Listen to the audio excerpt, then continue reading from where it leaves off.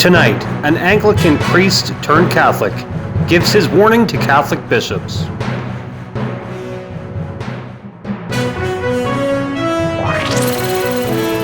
Please make sure to like this video and subscribe.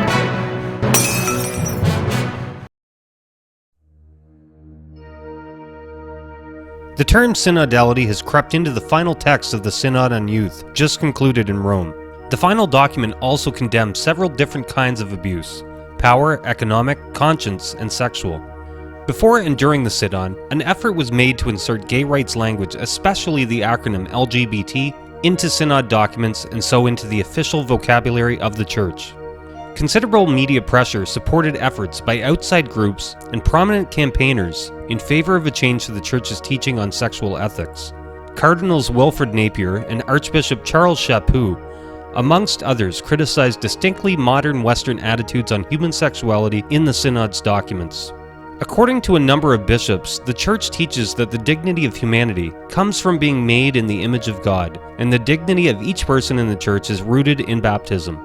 Making sexual desire and gender self-identification defining elements of human personhood moves the source of our humanity to ourselves in place of God.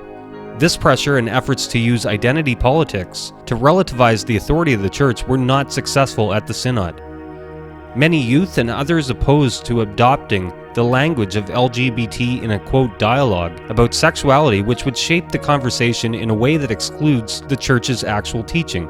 The Synod's final document made no mention of quote LGBT persons, and used the term reductive to define a person's identity by their sexual orientation. Secular gender theory was explicitly refuted, while stressing the universal love of God for all people and condemning sexual discrimination and violence.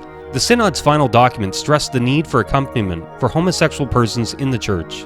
All people are called to, quote, follow with freedom and responsibility their baptismal call, unquote. It is unclear what is intended by the document's call for a more, quote, synodal church. The synodal style mentioned in the final document was not defined.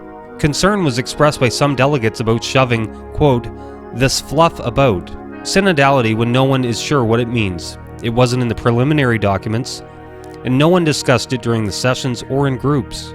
For former Anglicans, all of this is eerily familiar. The creep of synodical government has resulted in many Anglican dioceses having uneducated laity voting on doctrinal matters relating to marriage, divorce, sexual morality, and etc. The results leave the Anglican communion divided on fundamental teaching. In Rome, the distance between what was actually discussed by the Synod Fathers and what was written by the drafting committee left a lot of space for interpretation on what synodality means. Some Synod observers and members were confused by the sudden emphasis on synodality. Others had a more pointed reaction. Bishops from different countries denounced the language, fearing it is a step towards parliamentary, Protestant approach to church governance and teaching authority. The Pope appeared to acknowledge these concerns in his closing remarks, saying that a synod is, quote, not a parliament. Bishops pointed out that the Pope's teaching authority in the Church is unique, and some raised concerns about any synod resolution that might degrade that authority. Traditionally, the role of the Synod is primarily to discuss an issue and offer the Pope the fruits of that discussion. It is the Pope, in a later apostolic exhortation, who produces the magisterial document.